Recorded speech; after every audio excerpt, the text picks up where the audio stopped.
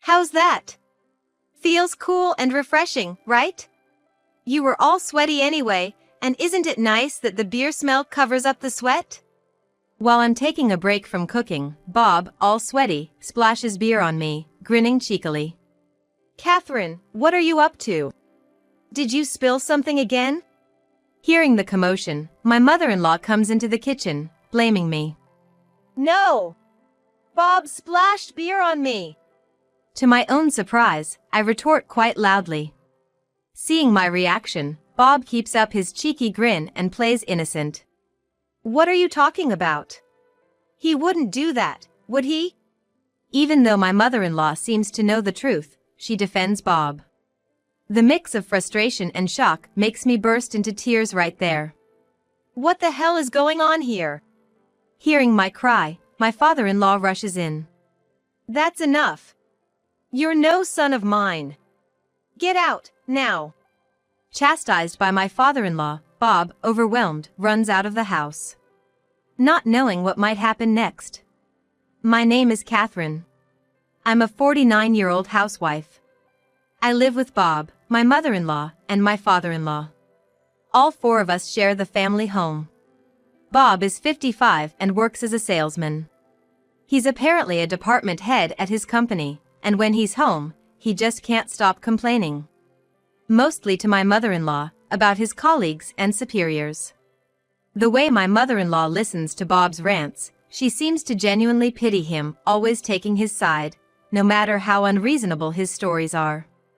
He has been spoiled like this since childhood, which explains his current self-centeredness. I never realized it until I started living in Bob's family home, but since living with my mother-in-law, I've begun to question Bob's character. Maybe out of jealousy, thinking her precious son was taken away, my mother-in-law began picking on me right after I moved in. Listen, Catherine, you're being allowed to stay at home, so you better make sure you do all the chores perfectly. Always looking down on me, my mother-in-law watches my every move, eagerly pointing out any little mistake. Her favorite phrase to me is, "You must have been so spoiled growing up." Though she herself spoils her son like crazy without realizing the irony. There was a reason my mother-in-law started saying these things to me. This story goes back to when I was a child. I was born the only daughter of a businessman and a stay-at-home mom. Due to our wealthy background, our lifestyle was luxurious. Anything I wanted was bought for me, and I could eat whatever and whenever. Living like this from a young age, I naturally became larger than my peers. Yet, in the midst of all these luxuries, I never cared about my appearance. It wasn't until 7th grade that I became self-conscious about my body. Besides the packed lunch my mom made, I would also bring extra pastries from the convenience store every day. Hey, today you bought 3 pastries, huh? I noticed classmates glancing at me and whispering, giggling. Suddenly, all those things I hadn't cared about became a source of embarrassment. The packed rice box, all the fried food, and the daily pastries. That was when I first realized how abnormal it all was. Although my mom never commented, I was visibly overweight, getting winded even from a short run. One day, I took a hard look at myself in the mirror. The price I paid for being pampered. I overheard some classmates talking that day, and I realized I had probably been made fun of for a long time. I started to reconsider and change my life. Not eating out of mere desire, keeping up with exercise, and helping around the house without relying on my parents. Even though I was just a kid, by sticking to these rules, I took my time and successfully achieved a healthy body and mind. My mom and dad were like, "You don't have to push yourself so hard." But they were moved by my efforts and felt ashamed of their own indulgence. I felt grateful to my parents and started working hard on my own. I focused on my studies and got into a top-tier university, looking forward to my future. However, when it was time to start job hunting, I suddenly wondered what I really wanted to do with my life. With these doubts, I kinda just took the civil service exam and ended up working for the local city hall in Nebraska. After working there for a while, I met Bob, who would become my husband, and we started dating. We dated for about 3 years before getting married. Bob was insistent that I quit my job and become a stay-at-home wife.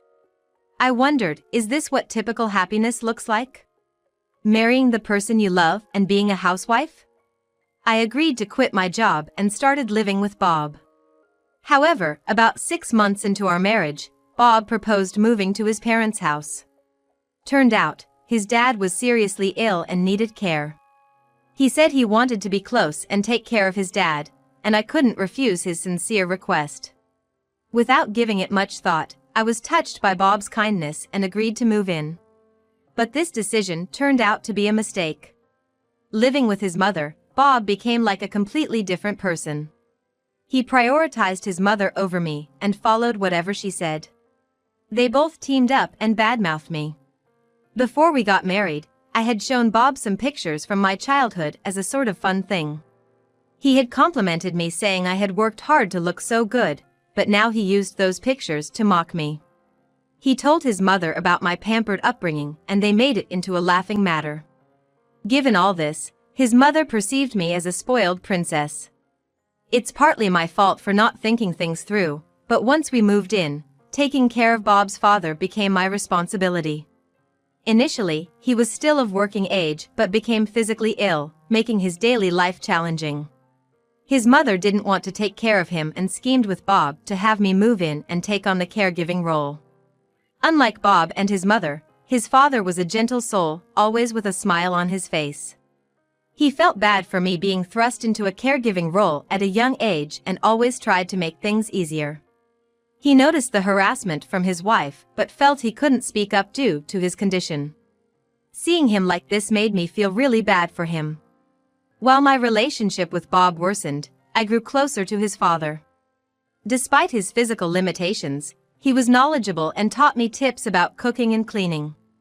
When Bob and his mother weren't around, he'd even talk about how his wife would try to control things or share funny stories from Bob's childhood. I never realized until I began living in my childhood home, but Bob is what you'd call a mama's boy. According to my father-in-law, John, it's because his wife, Susan, coddled Bob too much when he was little. Even though they've often called me too soft, they don't seem to recognize it in themselves. John was very busy with his work when he was younger, leaving most of the child rearing to Susan. Because of that, he didn't have much time to play with Bob, but he bought him any toy he wanted. I did it out of guilt, but it has led to the way he is now. Having grown up in a similar environment, the story stung, but Bob has lived his life taking such kindness for granted. Susan adored Bob to a fault. When he'd come home with a scratch from school, she'd even barge into the school, yelling. Despite teachers explaining that he just fell and scraped himself, she would relentlessly investigate to confirm if it was truly an accidental scratch. Understandably, with incidents like these, Bob became quite unpopular at school. However, with every toy or game he wanted waiting for him at home, he didn't seem to mind. He believes that if I ever have a problem, Mom will help me out, a mindset that has persisted and contributed to his arrogant attitude today. Though I found many of these stories laughably absurd, living with John has made daily life tolerable. However, since moving into my in-laws' house, the stress and pressure have led me to eat more. I've been gaining weight rapidly, and though I'm not back to my old size, I'm steadily getting there. Both Susan and Bob noticed my change and commented snidely. Even though you're home all day, you're eating too much.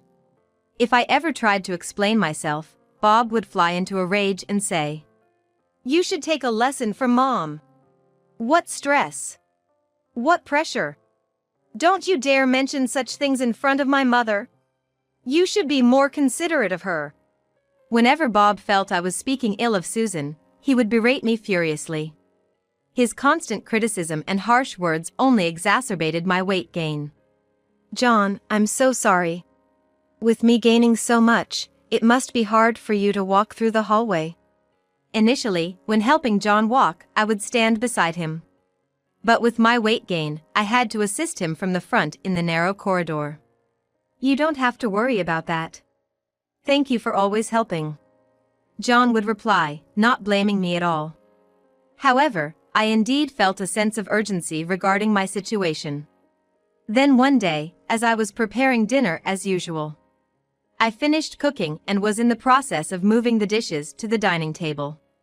Both Bob and Susan were at home that day, and as usual, neither lifted a finger to help. In my hurry to serve dinner, I tripped and fell, spilling the dishes all over the floor. "Oh no!" With a loud crash, the dish I was holding fell to the floor. I hurriedly tried to gather up the scattered food from the floor. "What on earth are you doing?" Bob exclaimed, more concerned about the messy floor than me. "Oh dear, do you need to start over? Dinner's supposed to be at 6 o'clock. Susan complained from her seat, not moving an inch. "It's because you've put on so much weight that you trip over nothing. It's embarrassing," Bob snapped, then stormed off to the living room where Susan was waiting. Fighting back tears, I began cleaning up the mess. The lack of concern from Bob was heart-wrenching. Though I was devastated by their harsh words and attitudes, I didn't want to hear any more from them. Thankfully, no dishes were broken, but I had to redo the meal I had worked hard on. It happened because I was rushing, not because of my weight. Unable to voice my feelings, I found myself alone, cleaning up the food that had scattered across the floor. Even though Bob and Susan continued to make snide remarks about dinner being late, once John realized what had happened, he stepped in and thankfully, the situation was diffused. Afterwards, John repeatedly apologized to me, constantly checking if I was hurt or if there was anything he could do to help. John, who always cared for me, had his birthday approaching that weekend. Every year, I make a point to prepare a slightly more lavish dish than usual to celebrate. Whenever I'd ask if he wanted something specific, he'd always say, "You cook delicious meals for me every day. I can't be so cheeky as to ask for more." This was a stark contrast to Bob and Susan, who never held back, always wanting cakes from famous bakeries or a fancy steak for their birthdays. Just the thought of having to reserve cakes and meals months in advance for these two gave me an uneasy feeling in my stomach. From our usual conversations, I had picked up on John's favorites and began preparations for his birthday. On the day, I started cooking earlier than usual. It was nearing the end of summer, but with fried dishes on the menu, the kitchen felt like a sauna. To ensure my sweat didn't drip into the dishes, I wrapped a towel around my neck and proceeded with extreme caution. I wonder if I'm sweating this much because I've gained weight. With these thoughts, I steadily finished the dishes. I plated the prepared dishes, and all that was left was to wait for my husband's return. Completely drenched in sweat, I felt incredibly uncomfortable. After a short rest, I thought of changing my clothes. As I sat down with a cold iced tea from the fridge, I heard the front door open and realized Bob had come home. Bob walked straight into the kitchen, shot me a glance, and opened the fridge. "Why are you sweating so much just from cooking?" Fetching a beer from the fridge, Bob made a sarcastic remark. I tried to ignore the comment, sipping my iced tea, but in the very next moment, just as Bob opened his can of beer and I thought he was out of my sight, the next moment happened. "Ah!" Suddenly, a cold liquid was poured over me from behind. I could feel the cold fluid running down from my hair and across my upper body. Immediately, I realized from its smell that I had been drenched in beer. As I slowly turned around, there was Bob, holding a can of beer, grinning at me. "How's that? Feels refreshing, doesn't it?" Frozen, I just stared at Bob, who continued to smirk. "At least the smell of your sweat will be replaced by the beer now, huh?" A few seconds later, Susan rushed into the kitchen after hearing my scream. "Catherine, what happened? Did you spill something again?" Desperately, I tried to explain to her. "No! Bob poured beer over me!" I raised my voice, louder than I had ever before. Seeing this, Bob, still with that smirk, played dumb. "Bob wouldn't do such a thing, right? Susan seemed to realize the truth, but chose to defend Bob. "What the hell is going on?" Tears of frustration streaming down my face, I saw John slowly making his way into the kitchen, leaning heavily on his walking stick. Instead of his usual calm demeanor, John's face was contorted with anger. His usually calm face now distorted with anger. John glared at Bob and Susan. "Bob, did you pour beer on Catherine?" Confronted by John, Bob responded with a cheeky tone. "Dad, you don't have to be so mad. It was just a small joke. Enough. I didn't raise you to be like this. Shame on you." Bob's face paled at the scolding from John, something none of us had ever seen before. "Why are you being so harsh? I was just—" Bob, who had never been scolded by his parents before, was clearly deeply shocked. "You! That's no way to speak." Immediately, Susan rushes to comfort Bob. "You better knock it off too." With a sharp rebuke from John, Susan freezes on the spot. From the shock, Bob drops the beer can he was holding and looks like he's about to cry. Seeing Bob like that, I felt truly sorry. "Enough! Enough!" Suddenly, with those words, Bob quickly leaves the kitchen. The next moment, the front door is heard opening and closing swiftly. Seems like he's stormed out of the house. "Bob! What have you done?" Susan shows signs of rushing after him, but gives up after a stern look from John. "Just let him be. Leave him alone." Overwhelmed with shock, Susan leaves the kitchen too. "Catherine, I'm truly sorry for all this. Are you hurt?" While using his walking stick, John offers me a fresh towel, noticing I'm drenched. "I'm sorry. Because of me, both Susan and Bob." For some reason, all that came out of my mouth were words of apology. Seeing me like this, John kindly reassures me and starts cleaning the messy kitchen. Normally, I wouldn't let John, with his physical challenges, do any of this. But this time, I let him take care of it out of gratitude. Neither Susan nor Bob showed up for the rest of the day.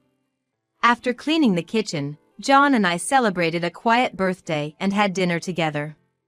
John repeatedly apologized during dinner and enjoyed the meal I prepared. Though I was concerned about Bob's whereabouts, given what had just transpired, I decided to let him be. The next morning, just a bit past 7 o'clock. "Excuse me." An officer brings Bob home, his face swollen and red. Seeing him, Susan looks like she's about to faint. "This morning, we found him lying on the grass in a park." From what the officer explained, Bob had been drinking at a nearby park and passed out. When they approached him, his face was so swollen that they immediately called for help. Seems like a severe insect bite. Having spent the night drinking outdoors during the summer, it's no wonder he got bit. Some of the swollen areas look worse than just mosquito bites. I expressed deep gratitude to the officer who had taken care of Bob and welcomed him inside. "Bob, look at your face. We need to get you to a hospital. And Catherine, this is your fault. What if it doesn't get better?" Bob, still sulking, just stares at Susan as she scolds me. "Seriously, you're always complaining and doing nothing. And all this because Bob just pointed that out a little." Susan, visibly upset, confronts me with a red face. "Have you two not learned your lesson?" Watching our exchange, John says with a hint of exasperation. "Bob is one thing, but you too, Susan.